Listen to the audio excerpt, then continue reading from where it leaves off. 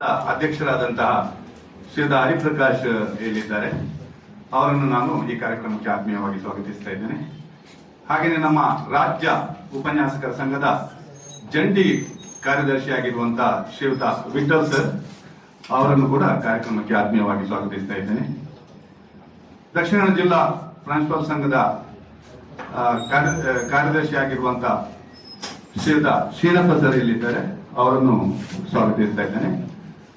ನಮ್ಮ ಸಚೇತ್ ಸುವರ್ಣ ದಕ್ಷಿಣ ಕನ್ನಡ ಜಿಲ್ಲಾ ಪ್ರಾಂಶುಪಾಲ ಸಂಘದ ಖಜಾಂಚಿಯಾಗಿದ್ದಾರೆ, ಅವರನ್ನು ಕೂಡ ಕಾರ್ಯಕ್ರಮಕ್ಕೆ ಸ್ವಾಗತಿಸಿದ್ದೇನೆ. ಜೊತೆಗೆ ನಮ್ಮ ಜಿಲ್ಲಾ ಪ್ರಾಂಶುಪಾಲ ಸಂಘದ ನಮ್ಮ ಪ್ರತಿನಿಧಿಯಾಗಿರುವಂತವರು ಶ್ರೀಯುತ ಸೀಮಾ ಮೇಡಮ್, ಅವರು ನಮ್ಮ ಭದ್ರೇ ಕಾಲೇಜಿನ ಪ್ರಾಂಶುಪಾಲರು, ಅವರನ್ನು ಕೂಡ ಸ್ವಾಗತಿಸ್ತಾ ಇದ್ದೇನೆ.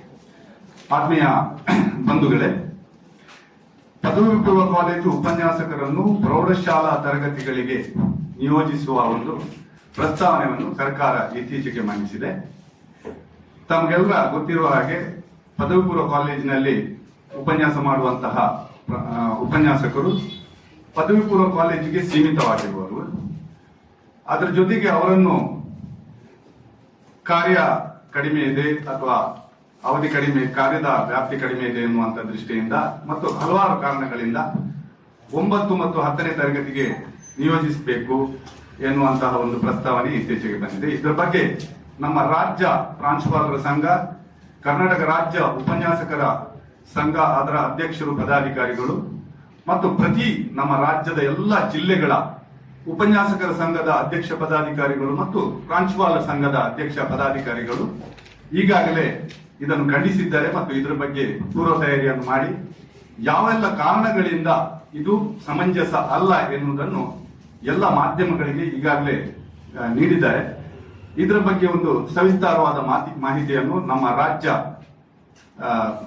ಉಪನ್ಯಾಸಕರ ಸಂಘದ ಜಂಟಿ ಕಾರ್ಯದರ್ಶಿಯಾಗಿರುವಂತಹ ಶ್ರೀಯುತ ವಿಠಲ್ ಸರ್ ಅವರು ನಿಮಗೆ ಮಾಹಿತಿಯನ್ನು ನೀಡ್ತಾ ಇದ್ದಾರೆ. ಅಪಾಯಿಂಟ್ಮೆಂಟ್ ಲೆಕ್ಚರರ ನೇಮಕಾತಿ ಆಗುವಾಗ ಮತ್ತು ಹೈಸ್ಕೂಲ್ ಅಲ್ಲಿ ಈಗಾಗಲೇ ಅವರು ಹೈಸ್ಕೂಲ್ ಅಲ್ಲಿ ಹಲವು ವರ್ಷಗಳಿಂದ ಶಿಕ್ಷಕ ವೃತ್ತಿಯನ್ನು ಮಾಡಿಕೊಂಡು ಅವರಿಗೆ ಮೊದಲಿಂದಲೂ ಅವರಿಗೆ PU ಕಾಲೇಜುಗಳಿಗೆ ಅವರನ್ನು ಪದೋನ್ನತಿ ಮಾಡ್ತಿದ್ರು. ಆ ಪದೋನ್ನತಿ ಮಾಡುವ ಸಂದರ್ಭದಲ್ಲಿ ಮತ್ತು ಹೊಸದಾಗಿ ಇನ್ನು ನೇಮಕ ಮಾಡುವಂತ ಸಂಸ್ಥೆಗಳಲ್ಲಿ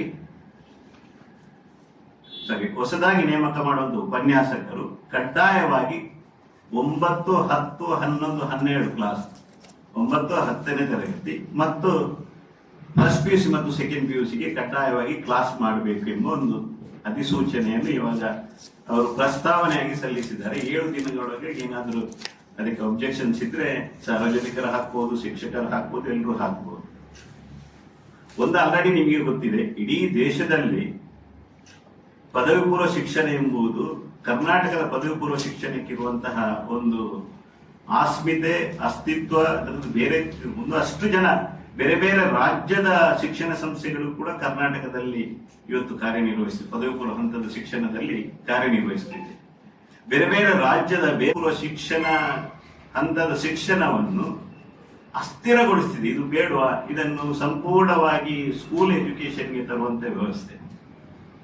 ಸರ್ಕಾರಿ ವ್ಯವಸ್ಥೆಯಲ್ಲಿ ನಮ್ಮ ಭಾರತದಲ್ಲಿ ಇಲ್ಲದ ಶಾಲಾ ಶಿಕ್ಷಣ ವ್ಯವಸ್ಥೆ ನಮ್ಮ ಇವತ್ತು ಪದವಿ ಪೂರ್ವ ಹಂತ ಅಲ್ಲ, ಇಡೀ ಶಾಲಾ ಶಿಕ್ಷಣ ಇಲಾಖೆಯಲ್ಲಿ ಇದೆ. ಒಂದು ಸರ್ಕಾರಿ ಇಲಾಖೆಯನ್ನು ಸರ್ಕಾರಿ ಶಿಕ್ಷಣ ಸಂಸ್ಥೆಗಳಲ್ಲಿ ನೋಡಿ, ಒಂದು ಆದರ್ಶ PU ಕಾಲೇಜುಗಳು, ಆದರ್ಶ ಶಿಕ್ಷಣ ಸಂಸ್ಥೆಗಳು, ಮತ್ತೊಂದು KPSC, ಮತ್ತೊಂದು PM ಶ್ರೀ ಅಂತೇಳಿ. ಇದಕ್ಕೆ ಒಂದಕ್ಕೊಂದು ನಿಯಮಗಳಲ್ಲಿ ತದ್ದು ಇರುತ್ತದೆ. KPSCಗಳು 1ರಿಂದ 12ನೇ ಕ್ಲಾಸ್ ತನಕ. ಮೊದಲೆಲ್ಲ ಯಾವ ತರ ನಾವೆಲ್ಲ ಓದುವಾಗ 9, 10, 11, 12 ಖಾಸಗಿಯಲ್ಲಿ ಇಲ್ಲ, ಅನುದಾನಿತದಲ್ಲಿ ಇಲ್ಲ. ಮತ್ತೆ ಆಲ್ರೆಡಿ ನಾವು ಅದನ್ನು ಯಾಕೆ ಅಪೋಸ್ ಮಾಡ್ತಿದ್ದೇವೆ ಅಂತ ಹೇಳಿದ್ರೆ, ಒಬ್ಬ ಟೀಚರ್ ವರ್ಷದಲ್ಲಿ 2 ಪಬ್ಲಿಕ್ ಪರೀಕ್ಷೆಗಳಿಗೆ ವಿದ್ಯಾರ್ಥಿಗಳನ್ನು ರೆಡಿ ಮಾಡಬೇಕು. SSLC ಮಾಡಬೇಕು, ಸೆಕೆಂಡ್ PUC ಮಾಡಬೇಕು. ಇದು ನೀವು ಕೇಳ್ಬೋದು, ಸರ್ ಇದು ಸಾಧ್ಯ ಇಲ್ವಾ ಅಂತೇಳಿ. ಸಾಧ್ಯ ಇಲ್ಲ. ಯಾಕಂತ ಹೇಳಿದ್ರೆ ಉದಾಹರಣೆ ಹಾಸ್ಪಿಟಲ್ಗಳಲ್ಲಿ ನೀವು ನೋಡಿ, ಎಮರ್ಜೆನ್ಸಿ ಅಂತ ಇರುವಾಗ ಡಾಕ್ಟರ್ ಫಸ್ಟ್ ಯಾವ ಪ್ರಿಫರೆನ್ಸ್ ಕೊಡುವಂಥದ್ದು? ಎಮರ್ಜೆನ್ಸಿ ಪೇಷಂಟ್ಗಳಿಗೆ ಫಸ್ಟ್ ಪ್ರಿಫರೆನ್ಸ್ ಕೊಡುವಂಥದ್ದು. ಇಲ್ಲಿ ಸೆಕೆಂಡ್ PUC ಎಂಬುದು ನಮ್ಮಲ್ಲಿ ಒಂದು ಎಮರ್ಜೆನ್ಸಿ ಇದ್ದಾಗ ತುಂಬಾ ಇಂಪಾರ್ಟೆಂಟ್, ಅವರ ಮುಂದಿನ ವೃತ್ತಿ ಜೀವನಕ್ಕೆ ತುಂಬಾ ಇಂಪಾರ್ಟೆಂಟ್ ಗಟ್ಟರ್.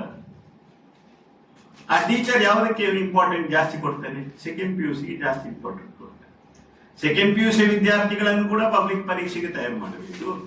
SSLC ವಿದ್ಯಾರ್ಥಿಗಳನ್ನು ಕೂಡ ಪಬ್ಲಿಕ್, ಒಬ್ಬ ಟೀಚರ್. ಮತ್ತೆ 9th ಮತ್ತು 10th ಇದ್ದು ಬೋಧನಾ ಮೆಥಡಾಲಜಿ ಬದಲಾವಣೆ ಇದೆ. 11th ಮತ್ತು 12th ಇದು ಮೆಥಡಾಲಜಿ ಬೇರೆ ಇದೆ. ಎರಡೆರಡು ಮೆಥಡಾಲಜಿಯಲ್ಲಿ ಒಬ್ಬ ಟೀಚರ್ ಪಾಠ ಮಾಡಬೇಕು. 6, 7, 8, 9, 10, 11 ಸ್ಟ್ರಕ್ಚರ್ ಅನ್ನು ಮಾಡಿ ಸರಿಯಾದ ಉತ್ತರದಾಯಿತ್ವ ಕೊಡಿ. ಉದಾಹರಣೆಗೆ 9, 10, 11, 12ಗೆ ಪಾಠ ಮಾಡಬೇಕು. ಅವನು DDPO ಅಂಡರ್ ಅಲ್ಲಿ ಬರ್ತಾನ, DDPI ಅಂಡರ್ ಅಲ್ಲಿ ಬರ್ತಾನ, ಅಥವಾ ಅವನು ಪ್ರಿನ್ಸಿಪಾಲ್ ಅಂಡರ್ ಅಲ್ಲಿ ಬರ್ತಾನ, ಅಥವಾ ವೈಸ್ ಪ್ರಿನ್ಸಿಪಾಲ್, ಅಲ್ಲಿ ವೈಸ್ ಪ್ರಿನ್ಸಿಪಾಲ್ ಅಂತ ಮಾಡ್ತಾರೆ. ಒಂದಷ್ಟು ಜನ ಹೈಸ್ಕೂಲ್ ಅಲ್ಲಿ ಇವತ್ತು HM ಇದ್ದಾರೆ, ಅವರ ಪೋಸ್ಟ್ಗಳೆಲ್ಲ ಇದೇ ತರ ಆದ್ರೆ ಸರ್ಕಾರಿ ಸಂಸ್ಥೆಗಳಿಗೆ ಬರುವ ವಿದ್ಯಾರ್ಥಿಗಳು ಈಗಾಗಲೇ ಕಡಿಮೆ ಆಗ್ತಿದ್ದಾರೆ. ಈ ಸಲ ನಾವು ಹೆಚ್ಚು ಮಾಡಿದ್ದೇವೆ ಅಂತ ಹೇಳ್ತೇವೆ, ಆದ್ರೆ SSLC ಅಲ್ಲಿ ರಿಸಲ್ಟ್ ಜಾಸ್ತಿ ಬಂದಿರೋದು ಸ್ವಲ್ಪ ಮಕ್ಕಳು ಹೆಚ್ಚಾಗಿದೆ, ಅದಿಲ್ಲ ಅಂತ ಹೇಳುದಿಲ್ಲ. ಅಲ್ಲಿ ಸರಿಯಾದ ಸ್ಟಾಫ್ ಕೊಡದೆ ಕೇವಲ ನಮಗೆ ಉಪನ್ಯಾಸಕರಿಗೆ ವರ್ಕ್ ಲೋಡ್, ನಾನು ರಿಟೈರ್ಮೆಂಟ್ ಆದ ನಂತರ ಸರ್ಕಾರಿ ವ್ಯವಸ್ಥೆ ಉಳಿಯಬೇಕು. ಅಲ್ಲಿ 40 ಮಕ್ಕಳಿಗೆ ಇಲ್ಲದಿದ್ರೆ ಅಲ್ಲಿ ಪೋಸ್ಟೇ ಕೊಡುವುದಿಲ್ಲ, ಈಗ ಟ್ರಾನ್ಸ್ಫರ್ ಅಲ್ಲಿ ಕೊಡುವುದಿಲ್ಲ, ಹೊಸ ಅಪಾಯಿಂಟ್ಮೆಂಟ್ ಕೊಡುವುದಿಲ್ಲ. ನಾನು ಹೇಳುವಂಥದ್ದು ಹಳ್ಳಿಯಲ್ಲಿ ಒಂದು 40ಕ್ಕಿಂತ ಕಡಿಮೆ ಸಂಖ್ಯೆಯ ಮಕ್ಕಳಿದ್ರು ಕೂಡ ಅಲ್ಲಿ ಫುಲ್ ಟೈಮ್ ಲೆಕ್ಚರರ್ ಕೊಡಬೇಕು.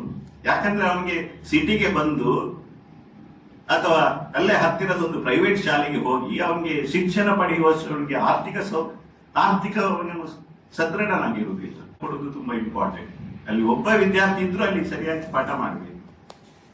ಯಾವುದೋ ನನಗೆ ವರ್ಕ್ಲೋಡ್ ಕಡಿಮೆ ಇದೆ, ಆ ವರ್ಕ್ಲೋಡ್ ಅನ್ನು ಸರಿದೂಗಿಸಲಿಕ್ಕೆ ಎರಡು ಮೆಥಡಾಲಜಿ ಬೇರೆ ಬೇರೆ ಇರುವಾಗ, ಸಿಲೆಬಸ್ ಮತ್ತು ಪಠ್ಯಕ್ರಮಗಳು ಕೂಡ ಬದಲಾವಣೆ ಇರುವಾಗ ಅವನು 9th 10th ಪಾಠ ಮಾಡುದು ಮತ್ತೆ 11th ತುಂಬ ಕಷ್ಟ ಸಾಧ್ಯ. ಮತ್ತೆ ಆಲ್ರೆಡಿ ಪ್ರಮೋಷನ್ ಕೊಡುವಾಗ ಅವನು ಆಲ್ರೆಡಿ ಹೈಸ್ಕೂಲ್ ಅಲ್ಲಿ 9th 10th ಪಾಠ ಮಾಡಿರ್ತಾನೆ, ಅವನನ್ನು ಪುನಃ ಪ್ರಮೋಷನ್ ಅಂತೇಳಿ ಅವ್ನು 9th 10th ಪಾಠ ಮಾಡುದಿದ್ರೆ ಬಡ್ತಿ ನೀಡುವ ಅವಶ್ಯಕತೆ ಇಲ್ಲಲ್ಲ.